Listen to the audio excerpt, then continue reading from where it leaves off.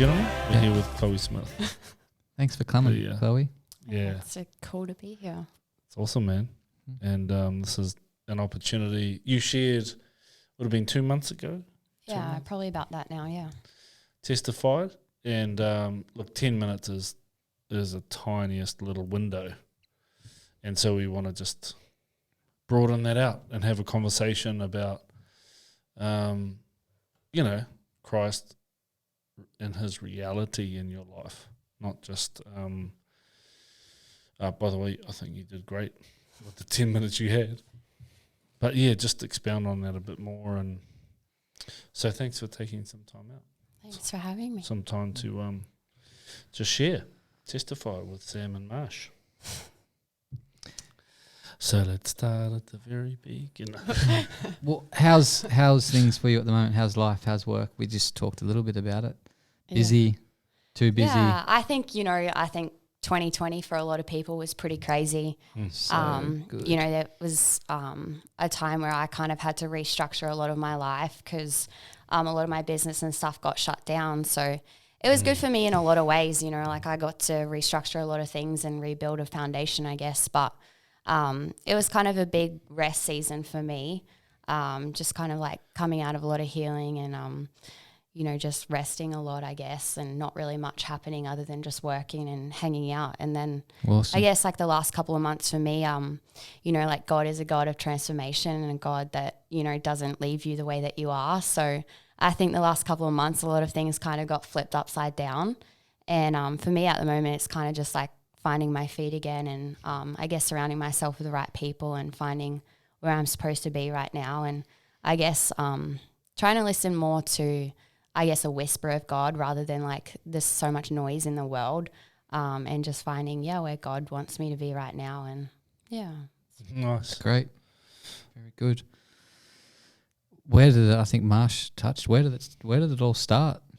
Where did the journey start? You weren't raised a Christian, hey? No, I was raised I have an amazing family. My parents worked really hard, I guess, to give me and my brother what they could. We were like athletes from a very young age. So, but my brother, I guess, was like labeled Australia's best athlete from, I guess, probably about the age of 12. And I think I just sort of grew up with this idea, I guess, of what success was. I thought it was having everything on the outside in place. I saw my brother have a lot of friends and a lot of popularity. I saw him in the TV and on the newspapers, and I just thought that was all there was to life. And if you didn't have that, then you didn't really matter. And so I guess I always strived for that place, but I was kind of the kid that always fell short. And if there was 4 places, I was number 5. I got quite bullied in school and didn't really have a lot of friends. And so I guess from a young age, I labeled myself like very insignificant and invaluable because I didn't have anything really on the outside. And so that was pretty hard, like as a young kid, I was just constantly falling short and feeling like I actually wasn't supposed to be on the planet, because if I couldn't have that, then what actually was I doing here, and so that's kind of how I grew up. And my brother's career just kept going so far ahead, and he was like on the Australian teams and all of this, and I was just this young girl like trying to find my way. And I was about 15 years old and I decided to leave school because I couldn't handle the place that I was in, and I couldn't handle being bullied. And so I tried to start a new life for myself. I realized that swimming wasn't for me anymore, and I decided to try and do something else with my life. And I was about 16 years old, and I had a massive exam that day that I'd been studying for a long time. And I walked downstairs, and at this point, my whole life was about my brother and his swimming. We always traveled everywhere. We were always at the pool. We were supporting him. We were his biggest fans. And so that was our whole life, was living in the limelight basically. And there was this one day that I kind of went downstairs to go to my TAFE exam, and I heard my uncle's voice in the kitchen, and I was like, oh, what's my uncle doing here so early in the morning, And I walked downstairs and I just see my mum on the kitchen bench, hysterically crying. And I just said to her, what's wrong? What's going on? And my uncle looked at me and he's like, oh, your brother's been in a car accident, drink driving. He's flipped his car, towed it in 3 times through a brick wall and into the front of a house. And he was in lockup at that point, and he never went back in the pool again after that day. And that day was like, for the next 5 years, like that was the day that really like determined the next 5 years. Like everything just fell apart. We lost friends. We lost absolutely everything. And our life went from, I guess, being so successful on the outside, being that family that everyone sort of wanted to be around, to now being like the family that no one really wanted to know. And no one wanted to be my friend, I guess, because we were going through so much that no one could really handle it. And so my brother, went through a 5-year like ice and heroin addiction. And I think like through all of that is I put this weight on my shoulders that if that was the like path that my brother was going to take for his life, then I had to do something to make my family proud. And so I just put a lot of pressure on myself to be the one to hold it all together. And, I got to do like some cool things with my life. I was 18 and I started a business like with my family, and I just poured my whole life into work because I thought that's what we were supposed to do, and I just wanted to make my family proud. So that's what I did. And then one thing I just picked up on that sort of struck me was you were like 15, if there was 4 places you came 5th, you felt I can relate. I got you. Yeah. But you didn't feel like you fitted. No friends. Don't know what the future holds. Do you think a lot of young people are in that situation? Yeah, I think so. I think, what the world, I guess, demonstrates is completely different, I guess, to what God demonstrates. Like this world, I guess, success is so outwardly focused, and, it's about, how many followers you have on Instagram, or it's about what you're doing with your life. Like I think the first question that people always ask you when you're with them or when you meet them is, oh, what do you do with yourself? Like it's there's such a stigma around like, what do you do with your life? What's your TikTok name? Yeah, literally. How many followers do you have? Yeah, not many, no. Yeah. If any. So I think, there's so much pressure on that in society, I feel, is what do you do with yourself? What do you do with your life? But and I think people feel so much pressure to be something and not necessarily like just be a good human being, So I just did that little segue just for the fact that to acknowledge that there's probably a lot of people that feel that. Yeah. Yeah. That feel that they're not that sort of hopeless in a sense. So then you have your family's life disintegrates with that accident and what have you. You push yourself into work. Is that sort of like I'll rescue the family, or just like I've got to be some stability to the family, or what? I think it was a little bit of both. I think that I sort of watched a lot of my parents kind of like fall apart, and they didn't really know what to do, or I guess how to, like their whole life, I guess, became about saving my older brother. And so in a way for me, it was like, well, I've got to prove myself, and I've got to try and get their attention in a way, because I felt like I didn't really exist through that time. It's not the word I'm looking for, but just giving clarity to that negative thought that you already had of you're in the background. So then he stuffs up, but then now the attention's still on fixing him, and Chloe's like, down here, girl. Chloe's. Who's Chloe? Who's that little blonde girl that keeps hanging around the house? Oh man, that sucks.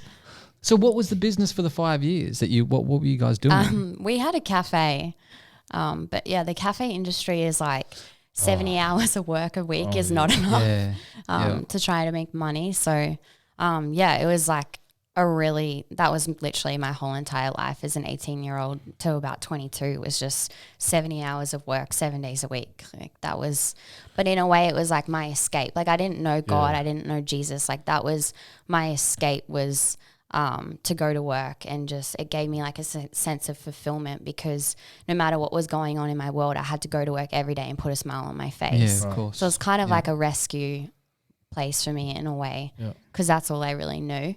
So when did the big J, Jesus, actually knock on the door It was when I was about 20. My brother kind of hit rock bottom, and he decided to go to like a Christian rehab program. And to be honest, like if the word Christian was involved, I was like, there is no hope, like because we didn't even know what that was. You know, like my family had never been to church in our lives or anything like that. So I think when we didn't really have a lot of hope that it was going to work, but it was worth a shot. You know, like it was either death or jail. So that was kind of the decision that he had to make.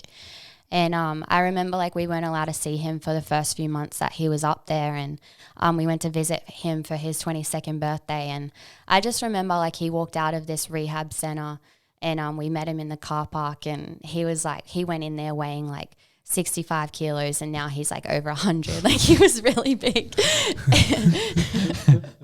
And there's just like this guy walking towards us, and I just looked in his eyes, and I just describe it as like the first moment that I actually like experienced hope.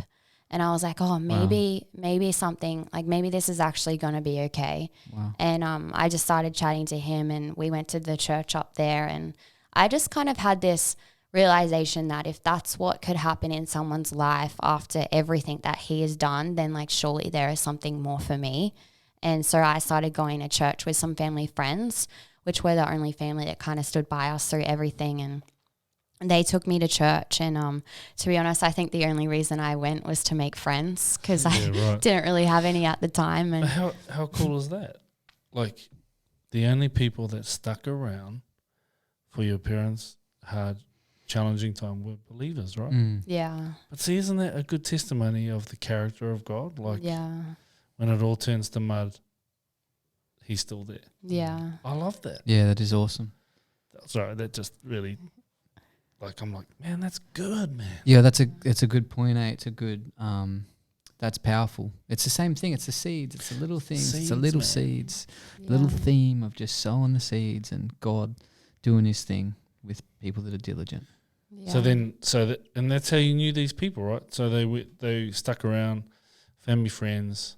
They were believers. They went to church, so you just tagged along with him. Yeah, pretty much. How cool is that? Yeah. And I met some cool people there. You know, they planted me in a life group, and I made some good friends. And awesome. To me, that was going to church and being a Christian for a long time was just ticking the box, going to church on a Sunday and having friends, you know. But that's kind of all I did for a long time. How long did that last for? It was probably not until probably 2 years in that I actually started to realize there was more to God. You know, I think that, I just thought that Christianity was going to church on a Sunday and that was it. But I didn't realize that, you know, nothing in my life really ever changed or bettered by his grace, because I didn't know. You know, I'd never been to church in my life, and I didn't really have anyone around me that was kind of discipling me. So I just thought that, you know, that was it. And I genuinely didn't understand it at all. And it wasn't until like a couple of years in where I sold my business. And that for me was like a big thing, because I was like, this was supposed to be my entire life. I was 22 years old, and I'd done everything in my life that I ever wanted to do. But my family decided to sell the business. And I was like, well, what am I supposed to do now? You know, like this was supposed to be my future. This was supposed to be my life. And now I have no idea what I want to do when I'm 22 years old. And I think that was like a really hard place for me to be, because I was a very driven person. I always knew what I wanted to do with my life. And then all of a sudden I just have absolutely no idea. And at that same time, my brother was actually going to the Olympics, and I was just a girl that worked in a cafe. And so I actually found that really hard, because I was like, man, I've got this Olympian brother that I'm supposed to live up to, and I'm just this girl that works in a cafe, you know. But I think like through that, like God started to actually really change my heart. And I was so thankful. Like I look back now and I'm so thankful that I did just work in a cafe where it was so easy for me, because God did so much hard work on me that I wouldn't have been able to handle it. 70 hours a week. So easy, Chloe. Making coffee is a good time. It is, it is good. Yeah. That's true, in a lot of my life, the simple things I look back on are some of the most like sort of profound, I guess you'd say, things have come out of that. It's just sitting in that space. That's sick. So then what? Then what? They sold the cafe. Yeah. You're like, my brother's still the spotlight. You're still in the background. Yeah. He's back again. Yeah. Damn. But what is the spotlight, man? Like, is there a spotlight? I think like I actually realized that when he went to the Olympics and I was there with my family in the grandstand and he didn't perform the way that he expected to perform, Take that. I guess. And I remember I was in the grandstand and I just saw him like fall to his knees after his race. And me and my brother, like we were super close. And so to see someone that you love so much, like work so hard for something and experience that much pain, like it absolutely wrecked me. And I remember we had a 3-hour journey back to our hotel that night because Rio was just crazy. And I was sitting on the train and I just like sobbed the whole way home and I sobbed the whole night. And I was just like, God, like, why would you do this to someone like on national television? Like, I just don't understand why you would do that. And I feel like he was kind of showing me that life at the top is not what it seems. You know, I was a young girl that at the time didn't have a dream, but sometimes having a dream is harder than not having one at all. And I think like, yeah, God was really showing me so much through all of that was like life at the top is really like the spotlight is not what it looks like. And there's so much pressure and so much expectation on those people. And it's actually really sad. And I was like, man, I actually don't want that. Like I'm the lucky one. But it took that for me to realize that. That's a massive. Well, I haven't heard that. I know Dan's journey, but that's. You can learn a lot from your older siblings if you watch carefully. Oh, mate. mate, I can tell you some stories about my sister. Oh, I had this conversation with my dad, who you know well. We literally had that. I'm like, I feel blessed. I'm so blessed. Like even my parenting, the way I parent, the way I do so much stuff, I feel sorry for Dan and Tom. Yeah. Because I'm like, man, you guys didn't get to see what I got to see, but thank you, Lord. Yeah. So 100%. Yeah. Well, as if you made wise decisions. Because Mate, look at me, man. Me and Dan went to the same rehab, just in case anyone doesn't know. Chloe's brother and I were in rehab at the same time, I think, or did he go in just after me? I actually don't probably know. after you. I think it was after. Yeah. But you graduated after as well. Yeah. Okay. Sam took a bit longer. Let's just wrap this up. I learned a lot from my sister, my older sister. Oh, yeah. I watched her make choices, and I'm like, that's one I won't make. That's one I won't make. Yeah. You know? But It's true, eh? yeah, there is a blessing being hidden. Yeah. Hey, Yeah. being in the back. Yeah. It's not a bad thing. Yeah. Yeah. It's taken me a very long time to learn that. Yeah. I don't know if. Yeah, it's good to learn it. Yeah. Then it doesn't matter if there's a spotlight or not. Yeah, that's it. You know. So, your relationship with the Lord, with Jesus, how's that been going? Like, since you met him, and sort of where you're at now, what's that looking like?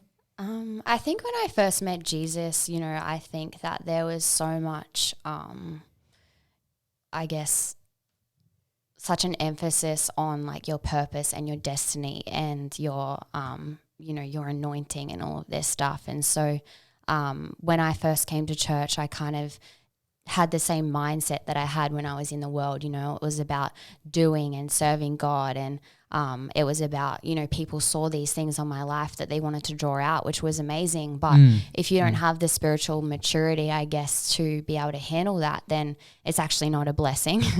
And I didn't really know that. And so I kind of got really, I guess, caught up in the doing side of God. You know, I got caught up in a lot of serving and a lot of doing things, thinking that I had to prove myself to God in order for him to love me, you know. And it took me through burnouts within the space of a year for me to actually realize for 6 years of my Christian journey, I actually had God so wrong.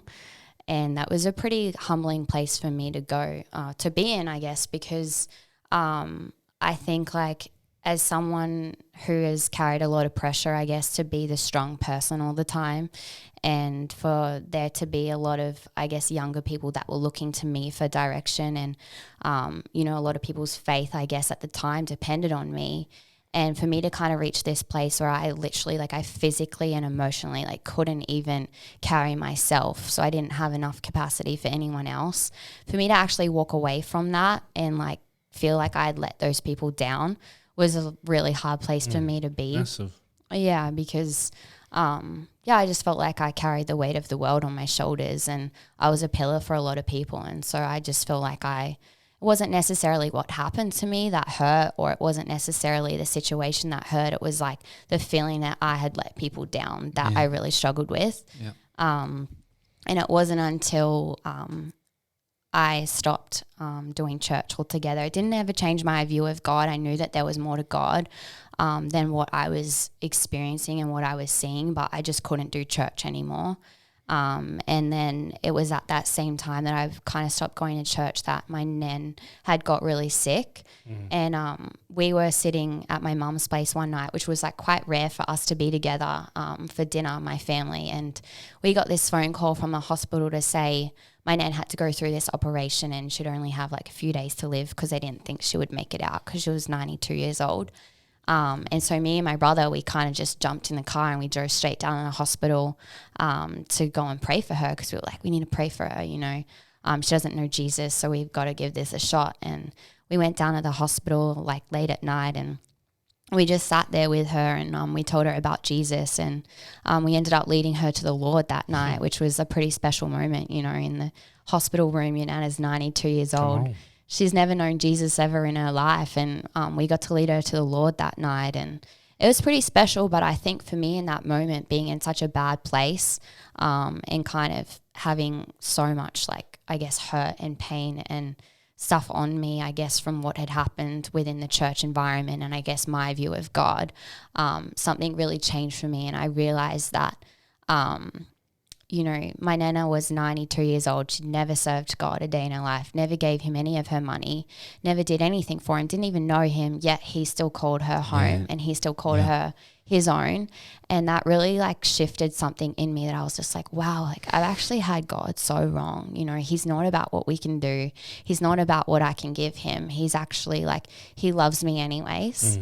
And so I think from then until now, I've kind of gone on this journey of, I guess, being loved just for who I am, not for what I can do for God. It's good, because what can we do for him anyway? What can we give You know him? what I mean? Like, oh, look, this is going to impress you, God. You're just using what I made. Yeah. And I think true. like, That's very true. Yeah, and it really like changed my heart, I guess, in like, you know, everything that I do is an overflow of what he's done on the inside, you know. So it's more, I had to take my focus out off what I was doing and actually like put the focus on my heart. And I was like, everything that I'm able to do is an overflow of what he's actually done on the inside of me, because, you know, our goal, or his goal for, or design for our life is to be transformed into his image. So why do we focus so much on everything else? On the outside. Yeah. It's good. Out of the abundance of the heart. So what's been some big challenges apart from obviously that mindset, that view, but maybe can you walk us through some other challenges changing on the inside to help grow, you know? Because it can be like, they can come across that extreme, like, you know, full on for church, you know, serving and all that, and then to nothing, no community, don't fellowship, you know. What's that? Where have you found that place that's important, right? Yeah. I think I didn't really realize the value of community until I found a good one. You know, I remember like there were so many small things that meant so much to me. Like I remember I didn't even know like you and Rochelle, and it was like you were at my nana's funeral, you know, and I hadn't even been to your church, and you guys took me in so many times. I guess just because, and it wasn't because I was broken, and it wasn't like you didn't love me because I had an issue. You know, it's like you just love people.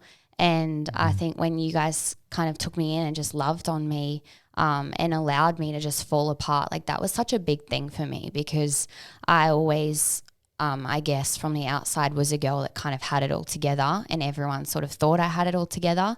And so I think that's probably been my biggest challenge, is realizing that I don't have it all together and I do fall apart, and that's okay. Yeah. But actually having people that loved me in that place and allowed me, I guess, to just kind of walk that out myself and like with God, and point me to the one that actually can get me out of it and not try to fix me. You know, I've been told so many times like, oh, you need to go see a psychologist, you need to go do this, but I never been told go love Jesus, you know.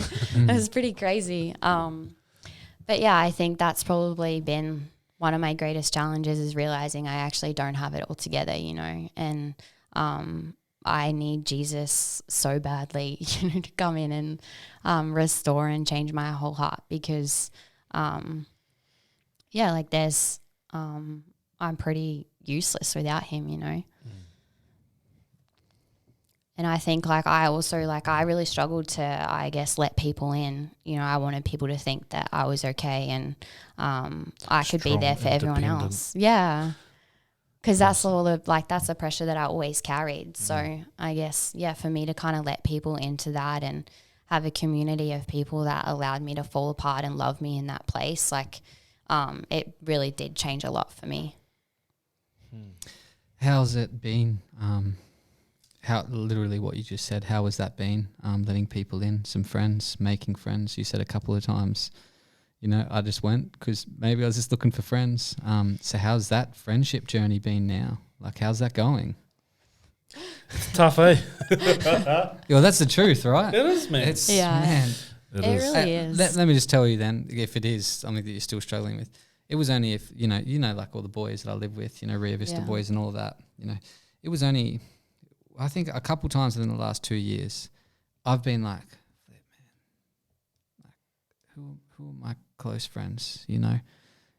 Like who's really close to me? I've journeyed through that, and like look how close I am. I have like so many amazing people in my life. So it is tough. Yeah. But it's awesome, because then you realize, and God shows you and communicates to you through things, and get over yourself, and you know. So hard. Friendship is hard. It's really hard, because you always feel like you're the one giving it. Yeah. Yeah. You know, I'm like, man, all my friends, I'm always the one that rings them, man. They don't ring me. I think like recently I've kind of learnt that when you're in, I guess, such a big community, like there is mums, there's aunties, there's grandmas, there's sisters, there's so many different groups of people, and it's not necessarily like, oh, I need a group of 10 friends. Friendship group. It's not, I don't need that. If I have one like mom that I can go to, or one auntie that I can go to, like that's okay. And that I can actually like, I'm not here for myself and having 20 million friends, you know, like I'm actually like a part of something so much bigger than that. And that's something that I've had to realize is even if I don't have friends that ask me how I'm doing, or if I don't, you know, if I feel like I'm the one that's doing that all the time, like it's actually okay, because I have like, there is a greater picture, and I have there is so many people there, and it's so easy to just, I guess, be single-eyed and not see that. That's true, because friendship does have many levels. Even age difference, and you know. That's true. That's very not good. Everyone sometimes has to be in your inner circle, you know. No, I agree. I really like what you said. You know, it's not about having a big friendship group of people like your age. Just I might be hearing it my own way a little bit as well, but I love that, because that is so true, and that's powerful. You don't want your only influence in the people that speak into your life and hang out with you be people that are your age with the same amount of knowledge that you have. You're all going to end up kicking against the goad, do they say? The goads. Yeah, that's epic. Man, you're smart, Chloe. You're It very was actually smart. really cool. Like when I was in church the other day, I guess for so long, like because I've always never really had close friends in my life. Like that's always been my focus, I guess, is trying to find friends. And then when I was in church, like last week, I got to help out and like help set up the Christmas things, and that for me is like so fulfilling. Is decorating things, and maybe not everyone's idea of a good time, but it's mine. Yeah. You and Rochelle and Britt. But it kind of like really shifted my mind, and I was able to be there with so many different groups of people, and there was young kids, there was older people, and I guess just being a part of something so much bigger made me realize like what I'm actually, it's not just about being here to have a group of friends, but there are people behind me that are looking to me, but then there's also people in front of me that I can look to, and it just like kind of shifted my whole perspective of community and having people in my life, because I was like, man, this isn't about like one group of friends that I can hang out with, but true. there was little kids that I got to play with and hang out with, and they're looking for someone to look to, and I'm looking for someone to look to, and like that's just, there's such a greater picture to community and people in your life. So true. It's very good. Very true. And you invest into other young people as well, right? Yeah. So you sometimes help out at youth and meet with some of the young. I think you had a movie night at your house. Yeah. One or two of Girls' my daughters. movie night. Two of my girls might have turned up there, and Miller loved it. Yeah. Taylor loved it. They just, I think that's so important to have older role models in your life. Yeah. And that's a friendship in itself, right? Yeah. That's awesome. Yeah, Chloe, I really admire you. You're super smart. You're strong, and the what may have pushed you in a negative direction, that drive and that striving, that being seen, that developing in you after you developing in yourself and building is just something that I love. You are a beast, man. Like you're a machine. No, you really are. Pretty beast. Hope I'm pretty. Yeah, a pretty beast. Yeah, you really are amazing. Yeah. You're awesome. Two things before we wrap up is what's happening now? What's next? What are you doing? What's something that's exciting that's in the future for you? And then for any young women, young girls or young women or women in general that maybe can relate to some of the stuff that you've been through and just finding themselves, what do you got to say to them? What's next? Maybe do that first. Whoa, so many questions. What's next for me? I think what's on my heart at the moment, I think, is my business. I didn't know that when I said yes to a dream that God would take it to where it has gone. And I think like I always had this vision that it would kind of get to a certain place and that would be enough, but the vision just keeps growing and growing. And so for me, I guess it's kind of, just focusing on that, because there's, I guess, things outside of that I want to do. But for now, I just need to focus on, just getting that to the place that I need it to be, so I can, I guess, go out into the world and do the things that I really want to do. Awesome. Yeah. And advice for encouragement for some young ladies. What have you guys got to say? No. I got nothing. I think having 3 daughters, I've got less and less to say about anything. Why? So I'm still learning. I've got a lot to say. I would probably say, there's a very big difference between being told you're loved by God and knowing you're loved by God. Ooh. I think that's been the biggest change for me in my life, is learning to live loved and not allowing that to be a place that I ever graduate from. It's constantly learning more about God and learning more about who He says I am and living my life from that place, because this world, I guess, kind of always tries to tear you another way, and it always tries to tell you what you're not, and it always tries to make you a certain way. And that can even be people that are closest to you, you know, they want you to be their idea of what they want you to be. And so I think like when you can know that you are loved by God and not just be told that, that was like probably the biggest shift in my life. Amazing. Well, You're amazing. you are. Thanks so much for hanging out. Thanks for Thanks sharing for your story. having me. And Cool story. Cool journey. Yeah. Yeah, we're inspired by it. Thanks. You'll encourage, and you can encourage a lot of younger generation, you know, who are living in the now, stuck on this, stuck on there. That Instagram. Oh, mate, you know, Yeah. so good, man. Well done.